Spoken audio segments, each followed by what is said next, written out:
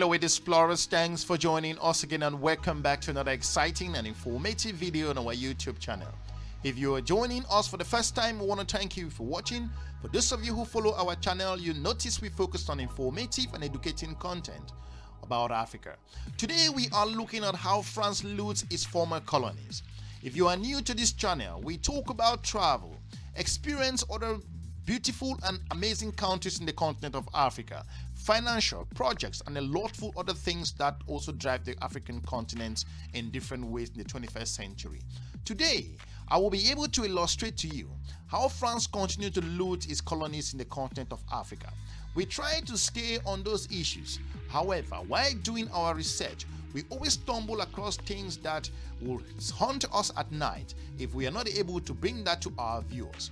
You no longer wonder why French presidents and ministers are sometimes greeted by protest when they visit former French colonies in Africa, even if the protests are about other issues. Though what other issues could be more important than this one that I'm going to discuss with you.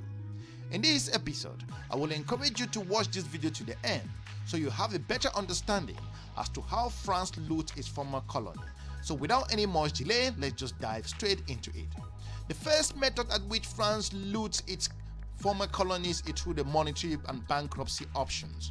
Just before France conceded to African demands for independence in 1960, it carefully organized its former colonies, looking at the CFA zone in a system of compulsory solidarity, which consisted of obliging the 14 African states to put 65% of their foreign currency reserves into the French treasury, plus another 20% for financial liabilities. This means those 14 African countries only ever have access to 15% of their own money. If they need more, they have to borrow their own money from the French and at a commercial rate, and this has been the case since 1960. If you believe this or not, it's even getting worse. France has the first right to buy or reject any natural resource found in the land of the Francophone country. So even if African countries can get better prices elsewhere, they can't sell to anybody until France say it doesn't need the resources. In the accord of government contracts, French companies must be considered first. Only after that can those countries look elsewhere. It doesn't matter if the CFA countries can obtain better value for money from another countries.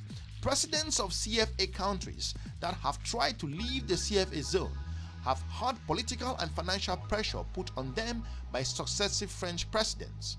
If you look at this, it traps African countries also of not escaping the CFA zone. Thus, those African states and French taxpayers, in looking at context, they basically become taxpayers to the French state, taxed at a staggering rate. Yet the citizens of countries even French don't even have access to public goods and services their money helps to pay.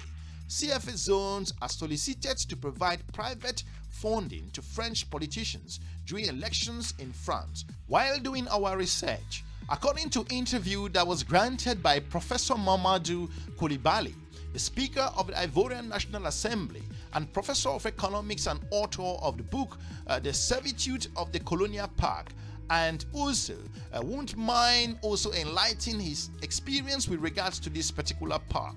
Considering this particular park that the professor talks about, it is a colonial park that set up common currency for the Francophone countries and the CFA franc zone, which demands that each of the 14 CFA member countries must deposit 65% plus 20% for financial liabilities, making dazzling total of over 85% of their foreign exchange reserve in operations account at the French treasury in Paris, France.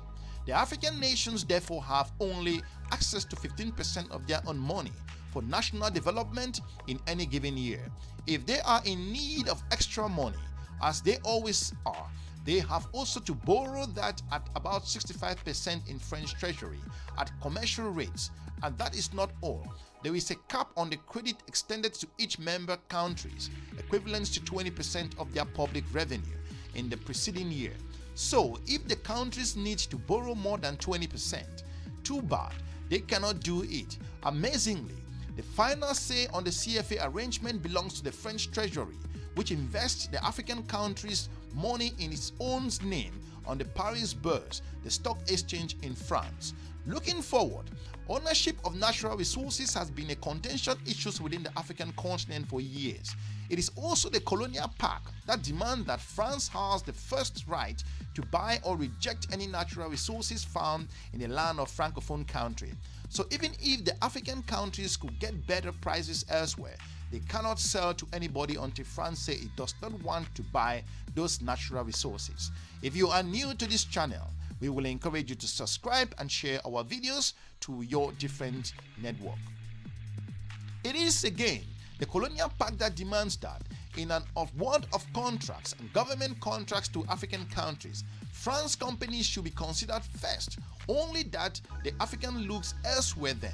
It doesn't matter if African can obtain a better value for money elsewhere. French companies come first and most often get the contracts. Currently, and looking at previous time, there is an awkward case in Abidjan, for example, in previous years, where before the elections, former President Gbagbo government wanted to build a third major bridge to link the central business district called Plateau.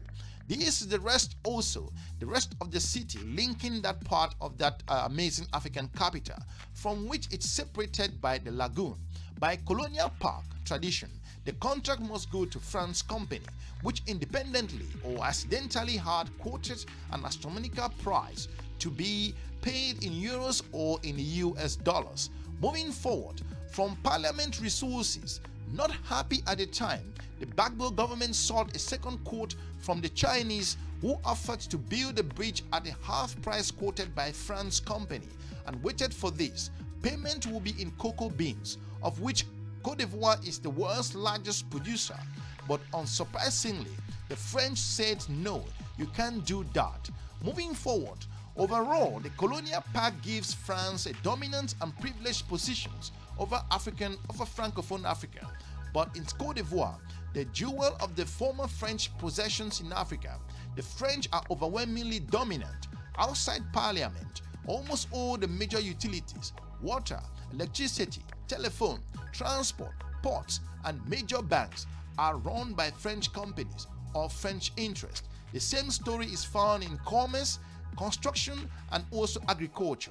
The Central African Republic, Francois Hollande China Oil, pointing at that. In short, the colonial park has created a legal mechanism under which France obtains special place in political and economic life of its former colonies. If you like videos like this, we will encourage you to give us a thumbs up and share our videos to your different network.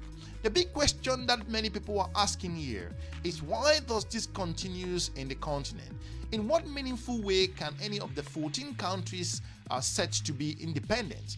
This is a big question that no one is talking about.